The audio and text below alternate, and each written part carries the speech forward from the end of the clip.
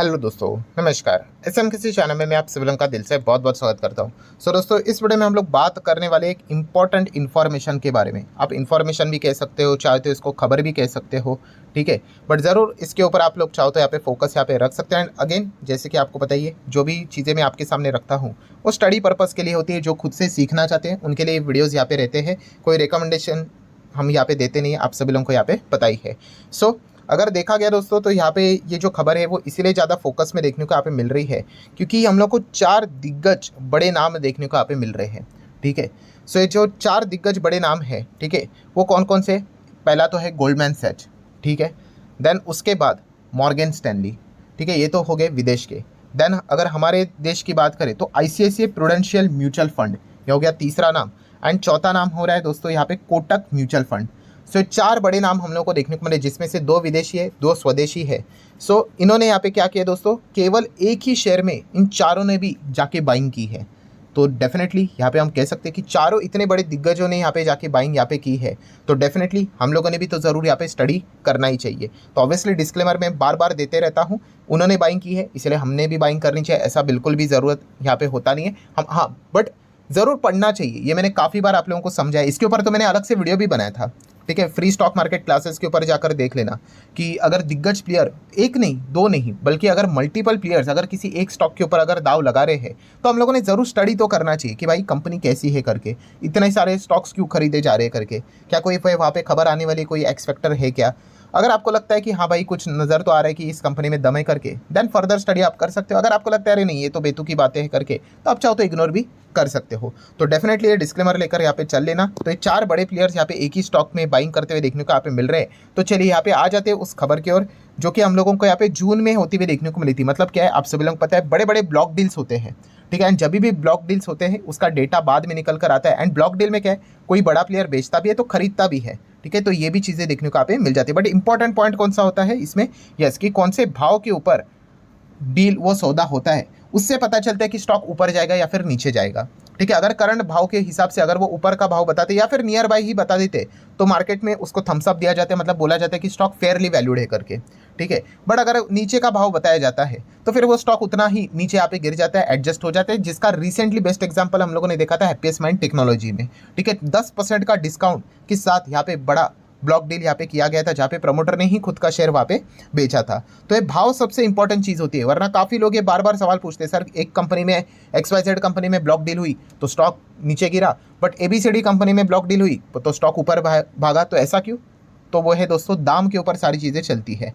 यहाँ पे अगर हम लोग बात करें दोस्तों, तो आप चेक कर सकते हो। सबसे पहले मैं आप लोगों को बताना चाहूँगा, ये देखिए, गोल्डमैन सैच की बात करें तो उन्होंने लगभग इस कंपनी के कितने शेयर्स खरीदे, 2,89,696 इक्विटी शेयर्स उन्होंने यहाँ पे खरीदे हैं करके, ठीक है। कौन से भाव के ऊपर खरीदे हैं तो वो आप यहाँ पे देख सकते हो, 1440.50, ठीक है, इस भाव के ऊपर खरीदे हैं। देन अगर हम लोग यहाँ पे बात करें दोस्तों, तो मॉर्गन स्टैनली, ठीक है, मॉर्गन स्टैनली एशिया सिंगापुर की अगर हम लोग बात करें तो उन्होंने भी परचेस किया है सेम शेयर 1440.50। बट कितने नंबर ऑफ शेयर्स खरीदे हैं, 10,31,316 शेयर्स उन्होंने भी यहाँ पे खरीदे। गोल्डमैन सैच ने भी खरीदे लगभग 3 लाख के करीब, मॉर्गन स्टैनली ने खरीदे लगभग 10.25 लाख के करीब, ठीक है। देन अगर हम हमारे देश की बात करें, जो कि हम लोगों को सेम डेट के ऊपर ही ये ब्लॉक डील का डेटा या जब सामने यहाँ पे आया, तो डोमेस्टिक इंस्टीट्यूशनल इन्वेस्टर में ICICI प्रूडेंशियल म्यूचुअल फंड का भी नाम यहाँ पे सामने आया and Kotak Mahindra mutual fund का भी नाम सामने आया।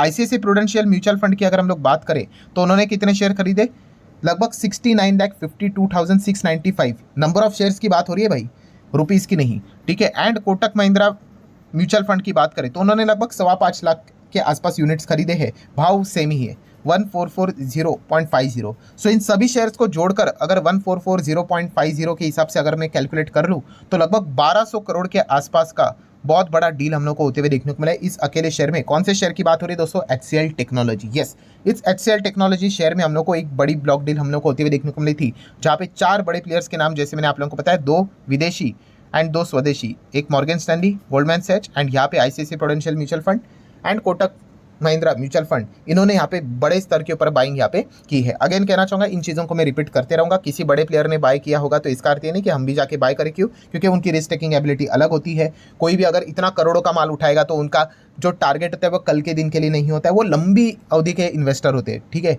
बहुत लंबा होल्ड करते हैं, 5-5, 6-6, 7-7, 8-8, 10-10 साल होल्ड करते हैं वो। तो ये भी पॉइंट आपको पता होना चाहिए। बट सबसे पहले एक्सेल टेक्नोलॉजी की अगर मैं बात करूँ तो मेरे सामने पहले मैं कौन सी चीज़ को स्टडी करता हूँ। अच्छा, ये IT सेक्टर से बिलोंग करती है, ठीक है। देन मार्केट कैप की अगर हम लोग बात करें तो कितने का है? 4 लाख करोड़ का मार्केट कैप है। मतलब बाय डिफॉल्ट में हमारे सामने पहले क्या आ जाता है भाई, ये लार्ज कैप कंपनी है। सो लार्ज कैप का एक एवरेज अनुमान क्या होता है कि 5-6 साल में अप्रॉक्सीमेटली डबल का परफॉर्मेंस इन्होंने यहाँ पे देना चाहिए करके। ठीक है, ये एक हमारा नॉर्मली मानना होता है। अभी तक क्या परफॉर्मेंस रहा इसका 5 साल में? वाह, बहुत ही ज़बरदस्त परफॉर्मेंस, 191% के। बट ये तो पास्ट रिकॉर्ड है, बट फिर भी उसी दिशा में चलते हुए देखने को मिल रहा है। बिकॉज 5 साल के भी पहले की अगर हम लोग बात करें तो ये company somewhere around large cap blue chip ही थी। 1 लाख करोड़ के आसपास का ही मार्केट कैप हम लोग को देखने को यहाँ पे मिल रहा था। In fact more than that. ठीक है, सो अच्छा ही परफॉर्मेंस कंपनी ने अभी तक मेंटेन किया। In fact more than that performance दिया है, बिकॉज 100 के आसपास होना चाहिए, तो 200 के आसपास देखने को यहाँ पे मिल रहा है। मतलब HCL टेक्नोलॉजी वाले जो शेयर होल्डर है वो इस कंपनी से बिल्कुल भी डिसअपॉइंट हो ही नहीं सकते। अगर जिन्होंने लॉन्ग टर्म में निवेश करके यहाँ पे होल्ड किया होगा उनकी मैं बात कर रहा हूँ। आप देख भी सकते हो इतना अच्छा परफॉर्मेंस, जिसके चलते return on equity, capital employed भी बहुत बढ़िया नजर यहाँ पे आ रहा है। और इतना अच्छा तेज भागने के बाद भी पी रेशो आप देख सकते हैं कंपनी का 25 है, जो कि बहुत अच्छा क्यों नजर आ रहा है? इसका अर्थ क्या होगा? यस, कंपनी ने काफ़ी अच्छा रेवेन्यू कमाया, काफ़ी अच्छा प्रॉफिट कमाए, काफ़ी अच्छा अर्निंग्स इनका बढ़ा है, तो इसीलिए पी भी नीचे देखने को यहाँ पे मिल रहा है। तो ऐसा नहीं होता है भाई कि चार्ट पैटर्न टॉप पे मतलब कंपनी ओवर वैल्यूड है करके, बिल्कुल भी नहीं। यह हमें चेक करना होता है कि कंपनी का पी उस रेंज पे हम लोग को क्या देखने को मिल रहा है। अगर कंपनी का चार्ट पैटर्न अगर ऐसा ऐसा है और एकदम टॉप पे है, बट अगर पी यहाँ पे भी अगर हम लोग को नॉर्मल ही देखने को मिल रहा है, मतलब इसका अर्थ ये है कि कंपनी बड़ा रेवेन्यू जनरेट कर रही है, प्रॉफिट दिखा रही है, बड़ा अर्निंग दिखा रही है, एंड उस लेवल पे भी कंपनी का जो वैल्यू है वो रीजनेबल हम लोग को देखने को यहाँ पे मिल जाता है। देन बात करेंगे दोस्तों, तो जिस सेगमेंट से काम करती है IT सॉफ्टवेयर, आप सभी लोगों को पता है लार्ज इसमें आते हुए देखने को मिल जाती है। एंड कंपनी अभी तीसरे नंबर पे यहाँ पे चल रही है। एक जमाने में कंपनी टॉप 5 में भी नहीं आती थी, अभी तीसरे नंबर पे आते हुए देखने को यहाँ पे मिल चुकी है। ठीक है, एंड अगर हम लोग यहाँ पे चेक करें तो इसके आगे कौन है? इन्फोसिस। इन्फोसिस तो कितना है? लगभग 6.25 लाख करोड़ का मार्केट कैप है। HCL टेक 4 लाख करोड़ के आसपास का मार्केट कैप, मतलब थोड़ा थोड़ा करीब जाते हुए देखने को यहाँ पे मिल रही है। ठीक है, देन बात करेंगे कंपनी का PNL। अभी तक काफ़ी अच्छा परफॉर्मेंस कंपनी ने यहाँ पे दिखाया। आप अर्निंग्स को यहाँ पे देख सकते हो। ठीक है, 14, 23, 26 ऐसा करते करते आगे बढ़ते बढ़ते आप देख सकते हो 40, 50, अभी लगभग 57 के अर्निंग्स के आसपास कंपनी जाते हुए देखने को यहाँ पे मिल रही है। देन बात करेंगे दोस्तों शेयर होल्डिंग पैटर्न, तो 60% से ज़्यादा प्रमोटर के पास है। देन लगभग 19.5% FIS के पास है, लगभग 15% DIS के पास है। एंड पब्लिक देखिए कम, मतलब क्या है? PDF। Yes, promoter, FIS, DIS इन्होंने ये माल दबा कर बैठा हुआ, और इसीलिए आप देख सकते हो भाई रिजल्ट भी देखिए, 5 साल में 191% के रिटर्न्स इन्होंने यहाँ पे दिए हैं। ठीक है, तो एक बहुत अच्छा पैरामीटर हम लोग को देखने को मिल जाता है। मैंने काफ़ी बार आप लोगों को ये बताया है। ठीक है, कि क्या करना है, आपने PDF स्ट्रैटेजी अप्लाई यहाँ पे करनी, चेक करना है भाई, जहाँ पे प्रमोटर, FIS, DIS बड़े स्तर के ऊपर बैठे हुए हैं और पब्लिक की होल्डिंग बहुत ही कम है, 10% से कम है, 5% से कम है, तो ऐसे कंपनी की लिस्ट बनाओ और उनको अच्छे से स्टडी करो। ठीक है, ऐसा नहीं होता है भाई ब्लाइंडली जाके किसी भी स्टॉक में घुसना है करके। बट यस, ये चीज़ें दर्शाती है कि प्रमोटर, FIS, DIS भाई इनको तो हमसे ज़्यादा ही पता होता है। ठीक है, इनको तो भाई है ना थोड़े अंदर की भी खुबिया खबर भी यहाँ पे उनको पता होती है। ठीक है, उनके उतने सारे कॉन्टैक्ट्स भी हम लोग को देखने को यहाँ पे मिल जाते हैं, तो एक अच्छा खासा इंडिकेशन हम लोग को मिलते हुए देखने को मिल जाता है। तो ऐसे कंपनीज को स्टडी करना ये काफ़ी मतलब एक कह सकते हो आप यहाँ पे एक अच्छे पाथ के ऊपर आप लोग यहाँ पे चलते हो। देन अगर हम लोग बात करेंगे दोस्तों RNS, मतलब बैलेंस शीट के ऊपर आ चुके हैं, लगभग 40,000 करोड़ के आसपास का कंपनी का RNS देखने को मिल रहा है। रिजर्व्स एंड सरप्लस, कर्जे की बात करें क्या 26 करोड़ का कर्जा इनके लिए क्या है, इतना रिजर्व पड़ा हुआ है। 27 करोड़ का कर्जा, मतलब लिटरली कुछ भी नहीं है भाई, नेट डेट फ्री आप इसको कंसिडर कर सकते हो, नाम के लिए रखा हुआ है। कैश एंड कैश इक्विवेलेंट की अगर बात करेंगे तो 7,500 करोड़ से ज़्यादा का कैश है। IT कंपनीज तो यूजुअली डेट फ्री देखने को मिल जाती है भाई, सॉफ्टवेयर से रिलेटेड तो काम करना है, कौन सा सीमेंट रीति का काम आपको यहाँ पे करना है कि बड़ा बड़ा कैपेक्स लोन लेकर चलना पड़ेगा, बिल्कुल भी नहीं। जितने भी टेक्नोलॉजी वाली कंपनियां होती है जिनका काम कंप्यूटर के ऊपर होता है, आप देख लो वहाँ पे आप लोगों को ज़्यादा से ज़्यादा डेट फ्री कंपनियां देखने को यहाँ पे मिल जाएगी। तो IT सेक्टर में ही इसीलिए हम देख सकते हैं कि सबसे ज़्यादा बायबैक भी होता है, सबसे ज़्यादा बोनस, स्प्लिट, डिविडेंड भी हम लोग को इसी सेक्टर से अनाउंस होते हुए देखने को यहाँ पे मिल जाते हैं। HCL टेक की अगर हम लोग यहाँ पे बात करें दोस्तों, तो आपको समझना पड़ेगा कि इनका बिजनेस सबसे ज़्यादा आता है अमेरिका से 65%, देन यूरोप से लगभग 28 से 30% भी आप कह सकते हो, एंड बाकी बचा हुआ पूरे रेस्ट ऑफ द वर्ल्ड से 6%।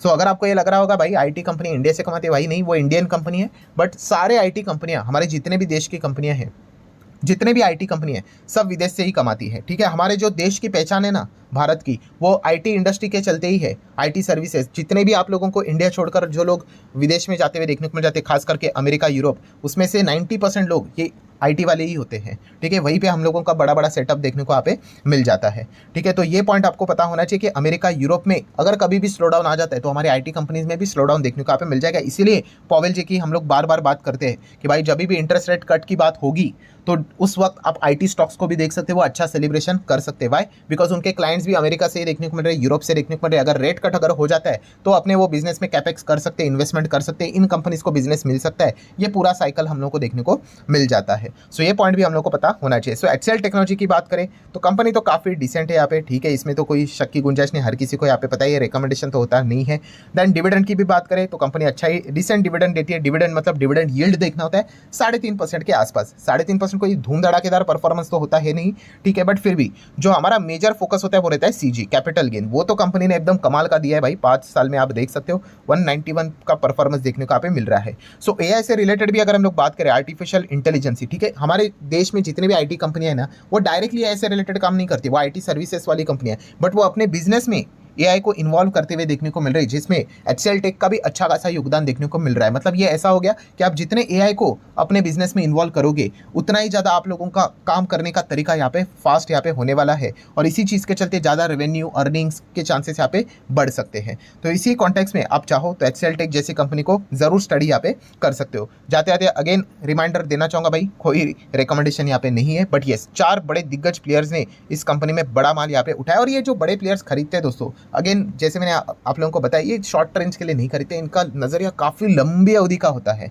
ठीक है। तो ये पॉइंट भी आप लोगों को पता यहाँ पे होना चाहिए। एंड कोई भी इस प्रकार की खबर सुनकर तो बिल्कुल भी खरीदना नहीं होता है। जैसे मैंने आपको बताया, B=B, खुद से बिजनेस को स्टडी कीजिए एंड अकॉर्डिंगली बाय करना है कि नहीं करना है वो डिसीजन आप लोगों ने यहाँ पे लेना चाहिए। बिकॉज इस प्रकार की बहुत सारी खबरें कल भी आएंगी, परसों भी आएगी, नरसों भी आएंगी, चलती रहेगी। तो अगर ऐसा ही अगर आप बाय बाय बाय बाय करते चलते रहोगे तो भाई पूरा मार्केट ही खरीद लोगे, ठीक है। बट हाँ, इस प्रकार की खबरों को जरूर पढ़ना होता है, उसको एनालाइज करना होता है। अगर कंपनी अच्छी लगती है तो फर्दर स्टडी कीजिएगा, अगर नहीं अच्छी लगती तो इग्नोर कीजिएगा, एज सिंपल एज दैट। सो आशा करता हूँ वीडियो हेल्पफुल लगा होगा, तो चाहो तो लाइक एंड शेयर कर देना। मिलते हैं नेक्स्ट वीडियो में, तब तक के लिए बाय बाय।